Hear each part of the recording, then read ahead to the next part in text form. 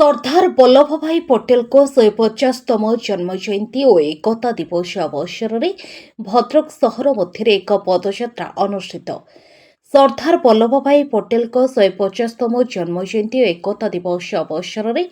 एक पदयात्रा भद्रक जिला महताब छकठारू पुराणा बजार स्थित मल्लिक मैदान पर्यंत अनुष्ठित हो जाइछे।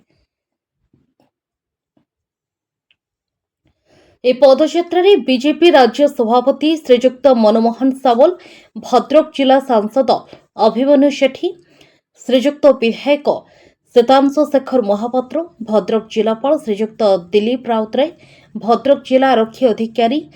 मनोज राउत सहित भद्रक जिलार अन्य वरिष्ठ पुलिस अधिकारी, स्कूल छात्र छात्री,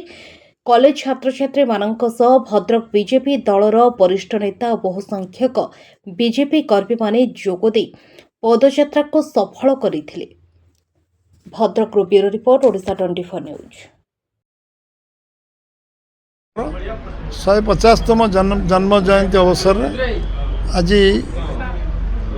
आम भद्रक रे महाताबंकर जो प्रतिमूर्ति अच्छी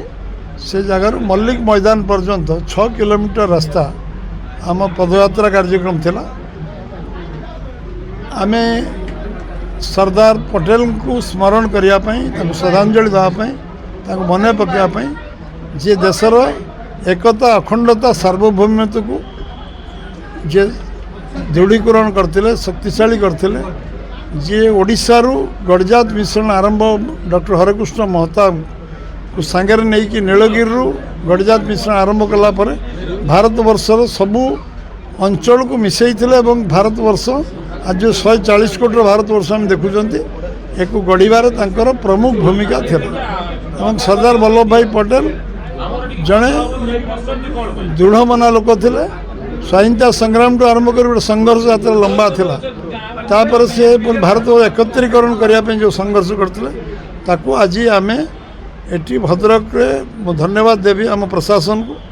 एटी यशस्वी प्रधानमंत्री नरेंद्र भाई मोदी आह्वान रे आज सबू जो एठिकार जिला प्रशासन पूरा सबू शिक्षानुष्ठान सबू सरकार एवं बेसरकारी संस्था समस्ते दल मत निर्विशेष जाति धर्म वर्ण निर्विशेष समस्ते आज ये पदयात्रा जोग देते। आउ डॉक्टर महताब 124 वर्ष पूरा हो कालीठू डॉक्टर हरकृष्ण महताब 125 वर्ष आरंभ ये संजोग डॉक्टर हरकृष्ण महताब वल्लभ भाई पटेल को ओडिशा आनिक एकत्रीकरण आरंभ करते नीलगिरी एकत्रीकरण आरंभ होता एवं ये हूँ गोटे राष्ट्रीयता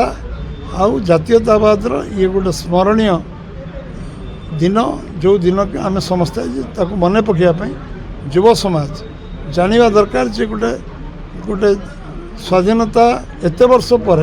वल्लभ भाई पटेल अवदान को समस्ते मन रखिंट मन रखिए 100 वर्ष देशर जो स्वाभिमान देशर जो अस्मिता देश अस्मिता एवं आम एकता अखंडता देखो जिलापाल हिसाब से मत अत्यंत खुशी लगुच जे सरकारी एवं बेसरकारी अनुष्ठान माने मिलित भाव में कार्यक्रम को सफल कर आज समग्र भारत वर्ष में जितेबाला सरदार वल्लभ भाई पटेल 150तम जन्मवार्षिकी पालन करा जाउछि। भद्रक जिले में आज ताहा पालन करा जाइछि एवं दीर्घ 7-8 किलोमीटर धरी जो आम पदयात्रा कले एकता पदयात्रा ताहा सूचई दौछि जे दल मत वर्ग निर्विशेष समस्ते आम एक एवं से जो एक भारत श्रेष्ठ भारत एवं गोटे आत्मनिर्भर भारत परिकल्पना को साकार करने आज सबु वर्गर व्यक्तिविशेष मान एठी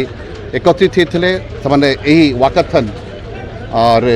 योगदान करिसेंती मो जिला प्रशासन तरफ आउ थे शुभेच्छा ज्ञापन करुच्ची समस्त को जिलावासी को शुभेच्छा ज्ञापन करुच्ची एवं सरदार वल्लभ भाई पटेल जो चिंता नहीं भारतर स्वप्न देखी से स्वप्न निश्चित भाव से आज स्वर्ग में थिबा भितर से आज खुशी पाउथिबे जे तांकर स्वप्नर भारत वर्तमान साकार होगा जाउछि। धन्यवाद।